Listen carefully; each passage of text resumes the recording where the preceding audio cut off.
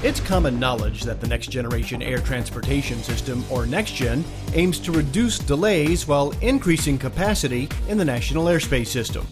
But every bit as important is the potential NextGen holds to significantly reduce fuel consumption and thereby carbon emissions, protecting both the environment and the financial health of the airline industry.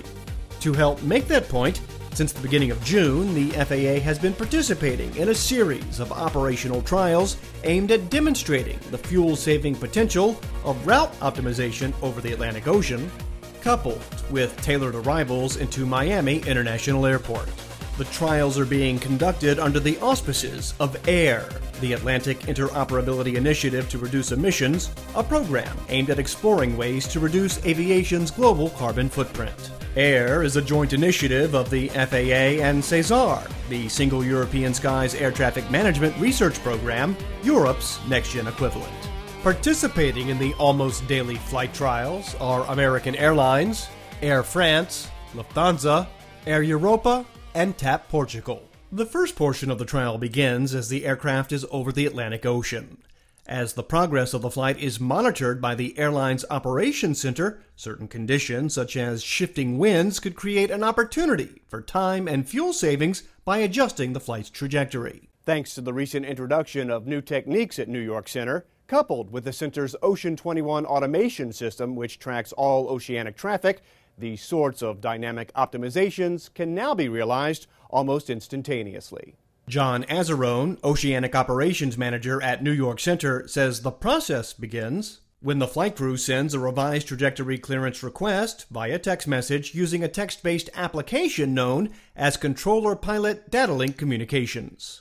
Our controller will probe that for any conflicts up to 2 hours along that trajectory, four-dimensionally. And if there are no conflicts, we'll uplink an approved message. The crew will insert that into their FMS, and they will make their course correction, optimizing their routes. The entire process, including the conflict probe, can take less than a minute. And so far, says Azzarone, these optimizations have been hitting the mark. We've had a number of these demonstrations over the last month or so, and it's resulted in significant cost savings, both in fuel and carbon emissions to the carriers.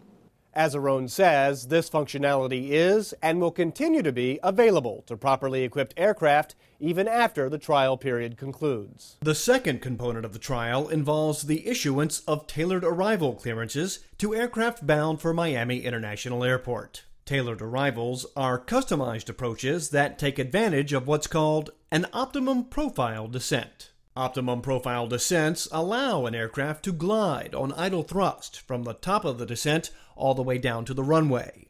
This type of approach burns significantly less fuel than the traditional step-down approach, which requires aircraft to level off at several points during the course of the descent. Again, Azzarone says the process begins when the aircraft transmits a data link request for a tailored arrival clearance from New York Center.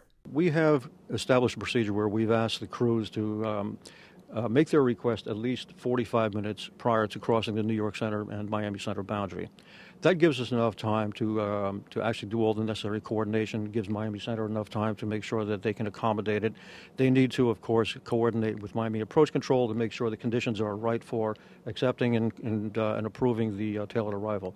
Once the aircraft crosses the boundary between New York and Miami Centers at an agreed-upon time and altitude, it's picked up by Miami Center's radar and handed off to the Miami TRACON, which uses voice communication to authorize the execution of the tailored arrival. Russ Marino is the support manager for plans and procedures at the Miami Combined Tower and TRACON. Miami Tower assumes control of the tailored arrival when the aircraft is approximately 40 miles northeast of the airport. From then on, the controller has to decide whether the aircraft will fit into the arrival flow or what it takes to make that aircraft fit into the conventional arrival flow at Miami.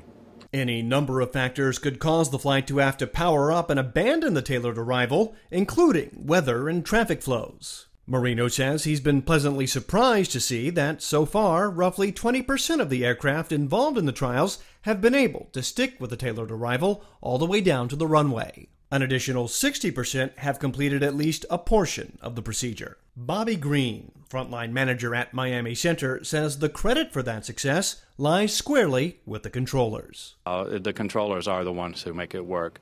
They're the ones that make the call.